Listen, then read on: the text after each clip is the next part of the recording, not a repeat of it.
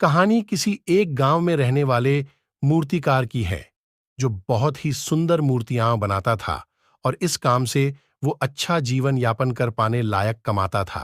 कुछ समय बाद उसको एक बेटा हुआ, जिसने कम उम्र में ही मूर्तियां बनाना शुरू कर दिया था और उसकी मूर्तियां भी बहुत सुंदर दिखती थीं। मूर्तिकार अपने बेटे की सफलता से काफी खुश था।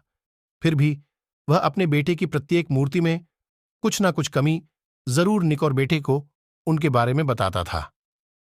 वह बेटे से कहता, तुमने अच्छा काम किया है, लेकिन अगली बार इस कमी को दूर करने की कोशिश करो। बेटा भी अपने पिता की बात लिया करता। उसने अपने पिता की सलाह के बाद अपनी हर मूर्तियों में सुधार करना जारी रखा। नतीजतन बेटे की मूर्तियां दिन प्रतिदिन पिता की मूर्तियों से बेहतर होती गईं और एक समय ऐसा भी आया जब लोग बेटे की मूर्तियों को पिता की मूर्तियों की तुलना में ऊंचे दामों पर खरीदने लगे, जबकि बाप ने यह सुनकर अपने बेटे को सलाह देना बंद कर दिया। कुछ महीने बीत गए। बेटा खुश था, लेकिन फिर उसे एहसास हुआ कि उसकी मूर्तियों की अब उतनी तारीफ नहीं की जाती जितनी पहले की जाती थी, और अब उसकी मूर्तियों की कीमतें भी बढ़ना बंद हो गई हैं। पहले तो उसे कुछ समझ नहीं आया, लेकिन फिर वह अपने पिता के पास गया और उनसे मदद करने को कहा। पिता ने बड़े शांति से बेटे की बात सुनी, जैसे उन्हें पहले से ही पता था कि ऐसा दिन आएगा।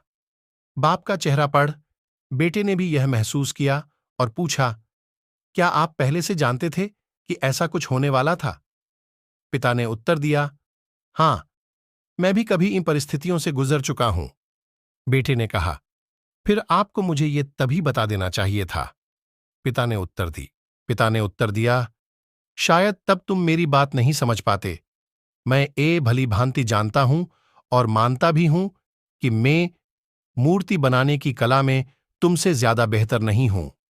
ऐसा भी हो सकता है कि मूर्तियों के बारे में मेरी सलाह गलत हो, और ऐसा नहीं है कि सिर्फ मेरी सलाह से तुम्हारी मूर्तियां बेहतर हो गईं।